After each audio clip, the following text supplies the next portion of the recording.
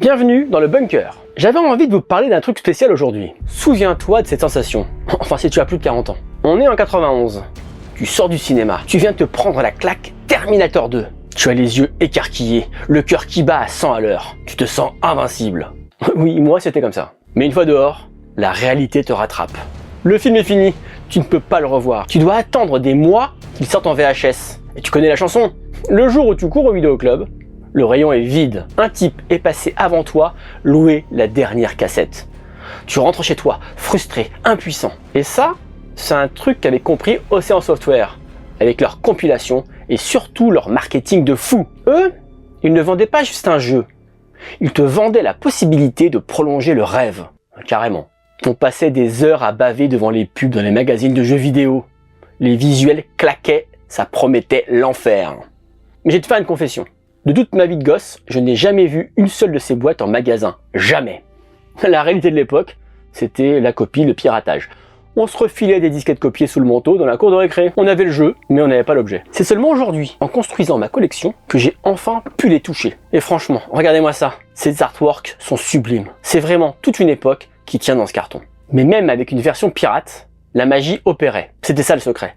Passer de spectateur à acteur. Dans la salle de ciné, tu regardais Arnold tirer. Devant ton Amiga ou ton Atari, c'est toi qui pressais la détente. Rien que ça. Quand tu tenais le joystick, tu ne tenais pas un bout de plastique, tu tenais le fusil à pompe du T800. Tu tenais le destin de John Connor entre tes mains. Alors oui, il ne fallait pas grand chose à l'époque pour s'amuser et rêver. On se fichait que les graphismes soient limités. Notre imagination faisait le reste. Et Ocean avait compris qu'on voulait plus de puissance. C'est pour ça qu'il sortait ces fameuses compilations. Pour le prix d'un seul jeu, tu avais une escouade complète. Imagine le délire. Sur la même disquette, tu pouvais incarner Robocop, puis enchaîner avec Batman et finir avec Bart Simpson. Tu n'étais plus un gamin dans sa chambre. Tu étais le héros d'action qui sautait d'un film à l'autre sans changer de fauteuil. Ah ouais. Alors oui, avec le recul, la réalité est parfois rude. Sur la boîte, c'était Hollywood. À l'écran, c'était, on va dire, abstrait. Prenez le jeu Terminator 2 d'Ocean. Tu t'attendais à tout exploser et tu te retrouvais souvent à galérer sur des phases de puzzle ou de plateforme d'une difficulté inhumaine. Mais vous savez quoi? Ça ne brisait pas l'immersion. Au contraire, la difficulté du jeu nous donnait l'impression de vraiment lutter contre Skynet. Chaque bug, chaque game over. C'était comme si le T1000 nous mettait une raclée. Il fallait se relever, il fallait recommencer, exactement comme le ferait un T800 endommagé.